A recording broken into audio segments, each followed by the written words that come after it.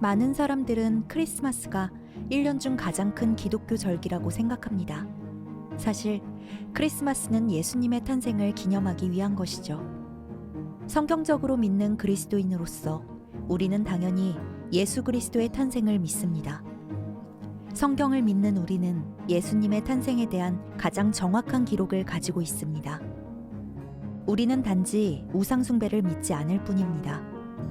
우리는 우리가 섬기는 대상이 누구이시며 왜 그분을 섬겨야 하는지를 알고 우리 신앙에 관한 진실과 역사를 바르게 배워 알아야 합니다. 그럼 시작하겠습니다. 크리스마스의 의미. 먼저 크리스마스라는 단어의 기원부터 간단히 살펴보겠습니다. 이 단어는 고대 영어 단어 크리스테스 메스에서 온 중세 영어 단어 크리스트 메스에서 유래했습니다. 이것은 문자 그대로 그리스도의 미사를 의미합니다. 미사는 아시다시피 천주교의 의식입니다.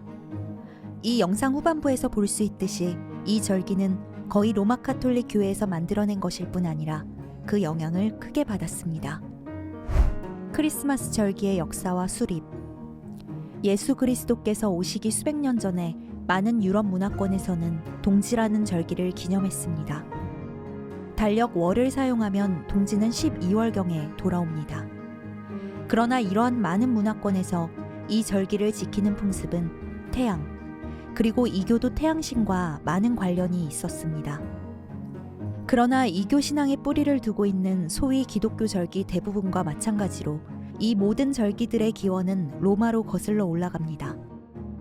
로마에서는 사투르날리아라는 축제일을 지켰고 태양신 미트라를 기렸는데 이것은 이 로마인들에게 1년 중 가장 신성한 시간이었습니다. 사투르날리아란 어떤 날입니까? 이 절기는 성경의 인물 니무롯의 로마식 이름인 토성의 이름을 따서 명명되었습니다. 니무롯은 쿠스의 아들이고 쿠스는 노아의 아들인 함의 아들입니다. 니무롯은 자신의 어머니인 세미라미스와 혼인하는 악을 자행했는데 세미라미스는 이슈타르라는 이름으로도 알려져 있습니다. 니무롯은 세계 최초의 제국 바벨을 세운 인물이며 바벨은 후에 바빌론으로 명명됩니다. 니무롯은 오시리스, 세턴이라는 다른 이름으로 불리기도 하는데 기원전 2167년에 그가 죽자 세미라미스는 사람들로 하여금 니무롯이 신이라고 믿게 만들었습니다. 그녀는 또 죽은 그루터기에서 다 자란 상록수가 자라났다고 주장하면서 니무롯의 탄생을 기념하는 날에 니무롯이 이 상록수에 다시 와서 나무 아래에 선물을 놓고 갈 것이라고 말했습니다. 그런데 그의 생일이라고 한 이날은 바로 12월 말 동지였습니다. 이 역시 어디서 많이 들어본 얘기가 아닌가요? 그렇다면 크리스마스 같은 이교의식이 어떻게 버젓이 기독교 절기로 변신했는지 궁금하실 것입니다. 이것을 이해하기 위해서는 먼저 로마 카톨릭 교회의 뿌리를 살펴보아야 합니다. 서기 312년에 로마 황제 콘스탄틴은 이 교에서 오늘날 로마 카톨릭으로 알려진 종교로 개종했습니다. 개종 후에 그는 여전히 이교도들이었던 제국의 국민들을 기독교화하려고 노력했습니다. 물론 사람들은 신앙을 쉽게 버리지 않는 존재이고 그는 이것을 잘 알고 있었습니다. 그래서 콘스탄틴과 그의 추종자들은 여러 가지 이교도들의 절기와 전통을 통합해서 자신들만의 절기를 만들었습니다. 오늘날의 크리스마스로 12월 25일을 선택한 사람은 다름 아닌 콘스탄티누스 황제를 계승한 교황 율리우스 1세였습니다. 사람들이 기존에 지키던 이교의식을 새 종교에 영입해주는 것은 그들이 새 종교로 개종하도록 만드는 최상의 방법이었던 것입니다. 크리스마스에 대한 그릇된 통념. 첫 번째, 동방의 현자들이 구유에 누우신 아기 예수를 만났다는 것. 동방의 현자들은 실제로 구유에 간 적이 없습니다. 이 현자들은 누가복음 2장에 나오는 목자들과 같은 사람들이 아닙니다. 누가복음 2장 8절. 물론 예수님은 구유에서 태어나셨고 그가 나실 때에 주의 천사가 들에서 목자들에게 나타났습니다. 그리고 천사가 그들에게 구주이신 그리스도 주에 대해 말한 후에 목자들은 그리스도를 보기 위해 베들레헴으로 갔습니다. 구유에 가신 아기 예수를 보러 간 사람들은 이 목자들입니다. 반면에 동방의 현자들은 마태복음 2장에 언급되어 있습니다.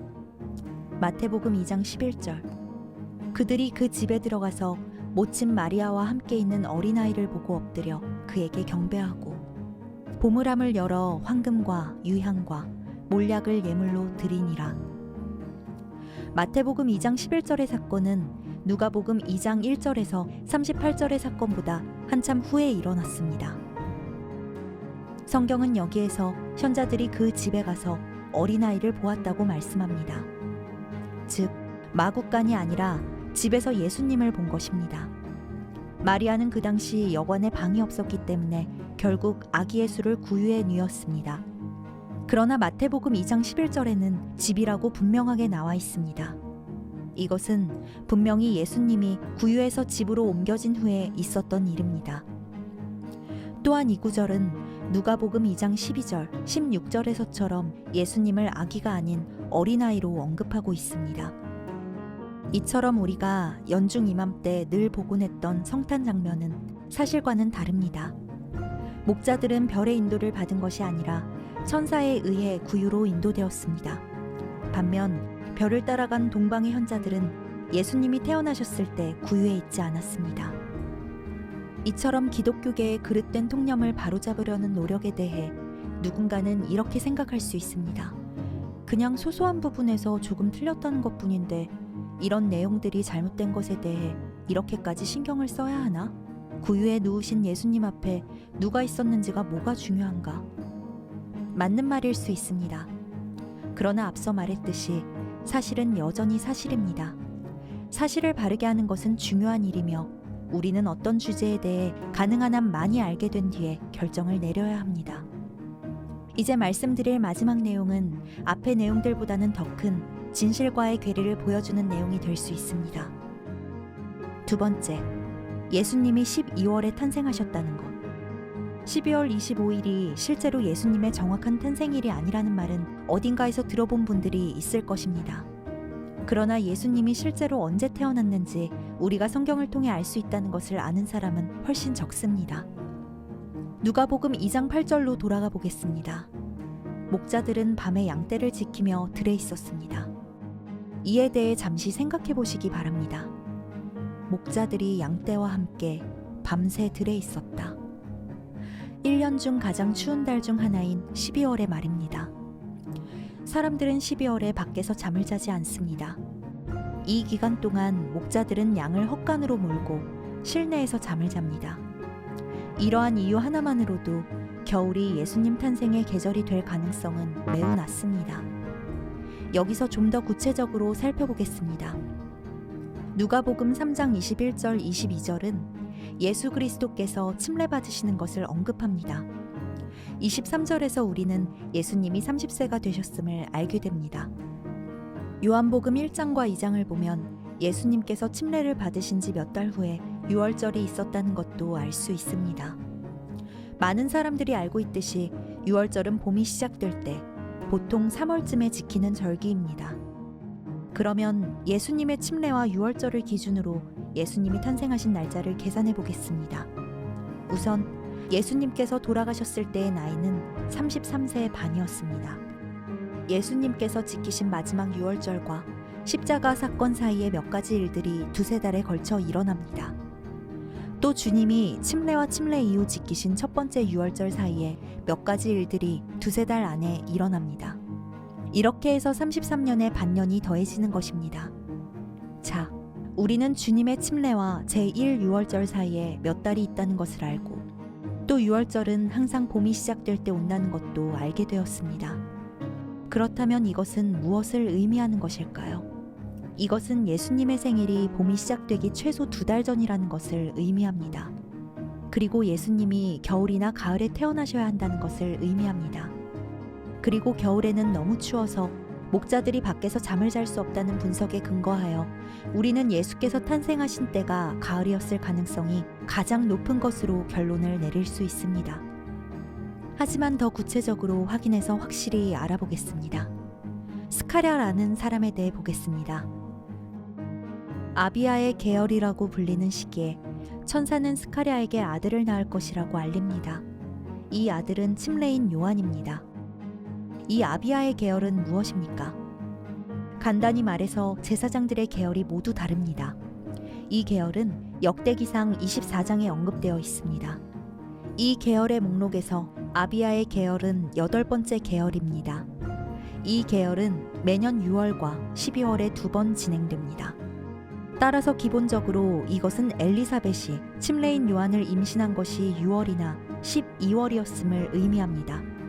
그가 6월에 임신되었다면 9개월 뒤인 3월에 태어났을 것이고 12월에 임신되었다면 9개월 뒤인 9월에 태어났을 것입니다.